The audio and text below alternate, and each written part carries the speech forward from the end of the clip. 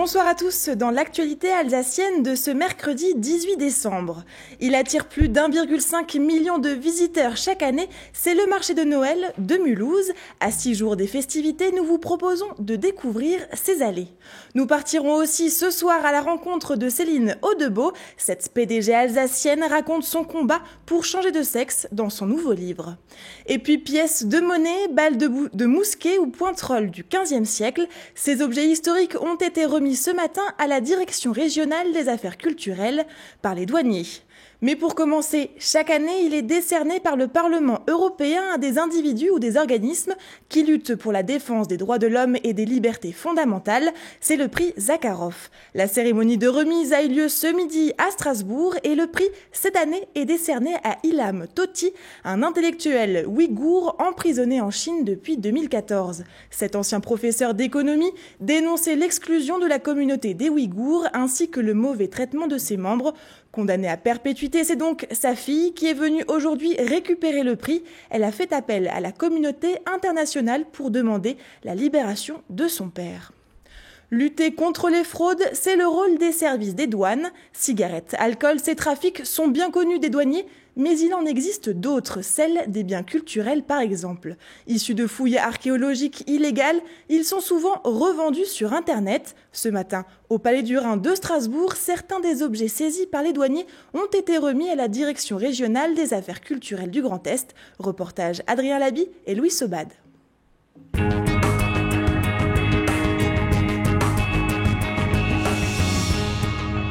Là, on a une monnaie qui est une monnaie du 19e siècle. Et puis, vous avez ici cet ensemble tout à fait particulier de balles de mousquet. Des pointerolles datant du XVe siècle, des pièces de monnaie, des balles de mousquet. Autant d'objets historiques qui auraient bien pu ne jamais se retrouver dans la vitrine d'un musée. Ils ont été initialement collectés lors de fouilles archéologiques illégales. S'ils sont aujourd'hui remis officiellement à la Direction régionale des affaires culturelles, cela n'aurait pas été possible sans le travail des douaniers. Ces pièces de monnaie ont par exemple été trouvées lors d'un contrôle routier. On contrôle des personnes qui, en l'occurrence, qui se livrent à des fouilles avec des détecteurs de métaux. Et c'était une bande organisée, donc c'est des gens qui connaissaient parfaitement le terrain, ont une carte archéologique et qui, à partir de ces éléments, ciblent le patrimoine culturel, en l'occurrence en Alsace. Les personnes qui s'adonnaient à ces fouilles voulaient clairement effectuer du commerce. Des trésors historiques qui font le bonheur de collectionneurs pas toujours très regardants sur leur provenance. Le pillage archéologique peut se révéler très lucratif, mais pour les archéologues, extraire ces objets de leur contexte, c'est perdre des informations essentielles à la compréhension du passé. C'est une monnaie du Moyen-Âge, c'est une monnaie très rare. Et ça aurait été très intéressant de savoir précisément où elle avait été trouvée. Comment fait-on pour dater ? À ce moment-là, on est obligé d'utiliser les os du squelette pour pouvoir donner une datation, alors que l'objet métallique à côté permettrait de dater. C'est en ce sens que pour nous, c'est un vrai scandale. On ne peut pas laisser les gens s'approprier une portion d'histoire et ils ont détruit une structure archéologique, ils ont détruit une partie du passé. La fouille d'un terrain sans autorisation de la préfecture est interdite. Ceux qui s'y adonneraient, même sans volonté de revente, s'exposent à des sanctions pénales pouvant aller jusqu'à 3 ans d'emprisonnement et 7 500 € d'amende.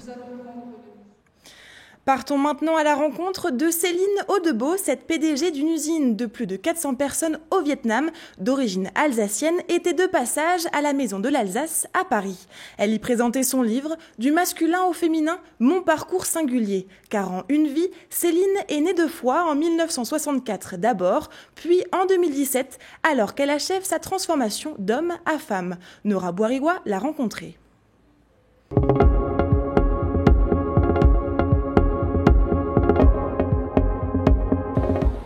Avant de s'appeler Céline, elle s'appelait Christophe. À 53 ans, Céline Audebeau a décidé de changer de sexe. Elle raconte ce chemin de toute une vie dans son livre « Du féminin au masculin, mon parcours singulier ».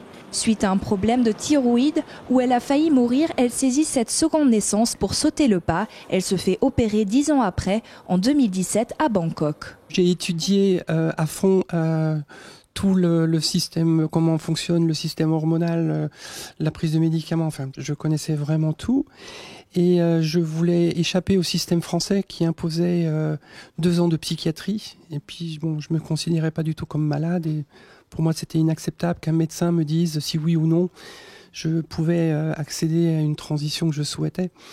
Donc j'ai fait ça toute seule, mais en étant tout de même encadrée par un psychologue, par un médecin, par une orthophoniste. Donc c'était quand même quelque chose de structuré, mais j'ai pu décider du début à la fin comment ça allait se passer. Donc c'était une grande chance. À travers son livre, Céline Audbeau raconte son mal-être dès l'âge de 5-6 ans, son parcours de chef d'entreprise expatrié à Hanoï, mais aussi la vie qu'elle partageait avec sa femme et son rôle de papa. Mais elle revient aussi sur la lourdeur de sa vie secrète et la nécessité de faire cette transformation. Disons qu'à un moment donné, c'était devenu presque vital, parce que c'est cette vie dans le mensonge, cette vie cachée en permanence, ça devenait insupportable. Et à partir du moment où j'en ai parlé autour de moi, déjà c'était une délivrance énorme et je commençais à sourire enfin, quoi. Donc, mais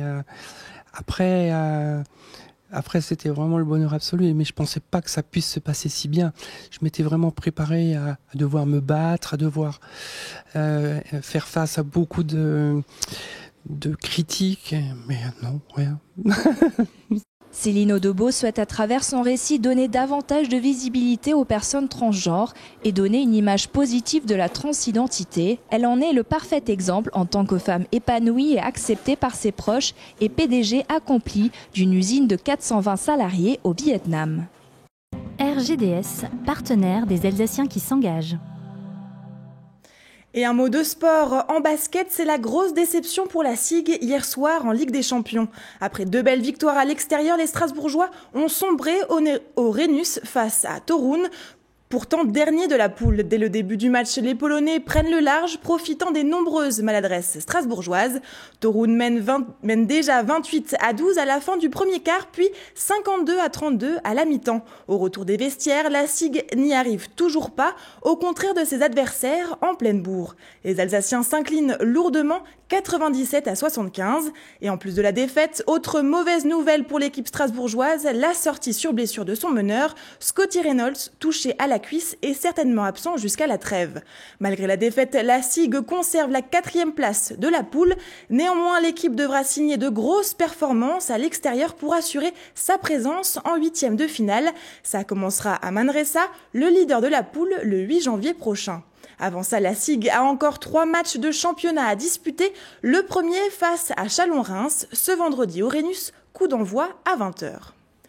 Et pour finir, J-6 avant Noël et plus qu'une dizaine de jours pour profiter des marchés en Alsace. Les plus connus sont ceux de Strasbourg et Colmar, mais il y en a un qui attire près d'1,5 million de visiteurs chaque année et dont on parle moins. Il s'agit de celui de Mulhouse. Est-il apprécié? Pourquoi se distingue-t-il des autres? Marine Zis et Claire Linas sont allées poser la question aux visiteurs et exposants.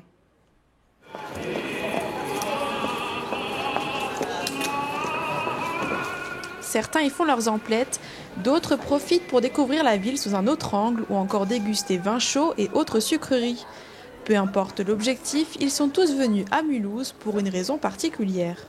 De temps en temps, j'aime bien un peu la proximité avec un peu moins de monde, un petit peu plus décontracté. Parce que dans Strasbourg, il y a tellement de choses, on n'arrive pas à tout faire. Et il y a des fois où il y a un peu de surpopulation et on a un peu du mal à circuler. J'aime bien l'ambiance qu'il y a sur Mulhouse. Disons qu'il est différent par rapport à certains, parce que par exemple, Ribeauvillé, c'est médiéval. Kaysersberg, c'est pas la même architecture, donc là, on voit autre chose, quoi. Qu'ils soient locaux ou non, les exposants se plaisent à Mulhouse. Certains d'entre eux ont leur cabanon depuis de nombreuses années. C'est le cas de la confiserie des Hauts-de-Vosges qui revient pour la 20e fois. C'est sûr que Colmar, Strasbourg, sa réputation, mais en tout cas, il est moins authentique, mais on a vraiment une clientèle très très fidèle. Nous avons un magasin de vente à Thann et un atelier à Thann, donc le plus proche et le plus gros était celui de Mulhouse. Ça fait 11 ans que nous y sommes et ça fonctionne assez bien. C'est ma 9e année. D'ailleurs, j'ai un peu l'accent alsacien, non? Vous trouvez pas? Moi, je trouve que c'est une ville assez agréable. Petite, à taille humaine, contrairement à Strasbourg, je trouve un petit peu trop gros, Colmar trop touristique.